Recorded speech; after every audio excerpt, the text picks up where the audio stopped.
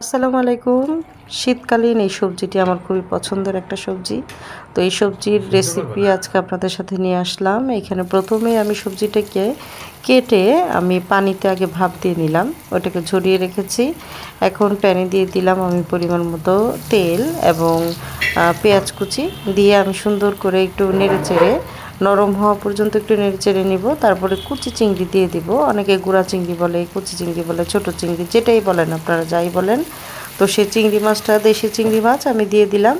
দিয়ে একটু নেড়েচেড়ে একটু রসুন বাটা দিয়ে দিলাম। রসুন বাটার কাঁচা গন্ধ যাওয়া পর্যন্ত আমি শুকনো যতগুলো মশলা আছে, যেমন হলুদের গুঁড়া, মরিচের গুঁড়া, ধনিয়ার গুঁড়া, এগুলো দিয়ে দিব।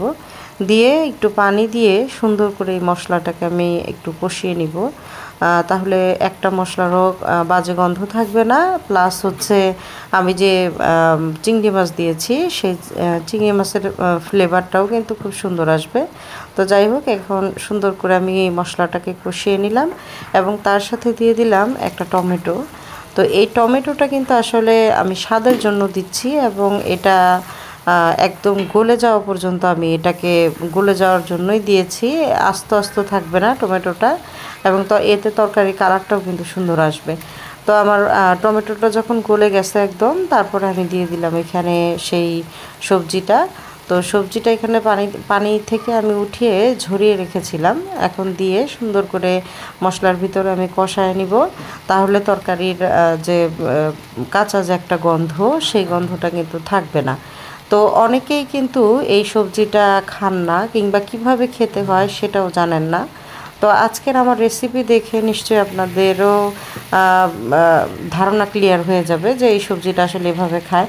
অবশ্য এক এক অঞ্চলের লোকজন এক একভাবে যে কোনো জিনিসকেই খেয়ে থাকে। তো আমি এভাবে খাই, আমরা এভাবে খেয়ে থাকি, আমাদের কাছে এভাবে ভালো লাগে। এবং তরকারিটা একদম শুকনো শুকনো তরকারি আমরা খাই না। এই তরকারির যেই হয়, তরকারি যে প্রসেসটা, সেটা একদম কিন্তু ঝোল তরকারি হয়ে যায়। তো আমি ভালো করে একটু নেড়ে চেড়ে নিলাম, একটু কষিয়ে নিলাম তরকারিটাকে সুন্দরভাবে। কষানোর পরে আমি এখানে পরিমাণ মতো একটু পানি দিয়ে দিব। আমি তরকারিটা যেহেতু প্রথমেই বলেছি যে একটু ঝোল ঝোল তরকারি হবে এটা, এর জন্য একটু পরিমাণে পানিটা একটু বেশি দিয়েছি। তারপর ঢাকনা দিয়ে ঢেকে সুন্দর করে আমি এটাকে সেদ্ধ করে নিব। আসলে এই তরকারিটা এমন একটা তরকারি যে এই তরকারিটা কিন্তু পুরোপুরি নরম হবে না, আলু লাউ কিংবা কুমড়ার মতো কিন্তু একদম গলে যাবে না, একটু শক্ত শক্তই থাকে। যতই সেদ্ধ করি না কেন এই সবজিটা কিন্তু একটু শক্ত শক্ত থাকবে। তো সবশেষে তরকারির মধ্যে আমি কাঁচামরিচ এবং ধনিয়া পাতা দিয়ে নিলাম। হয়ে গেল আমার তরকারি রান্না।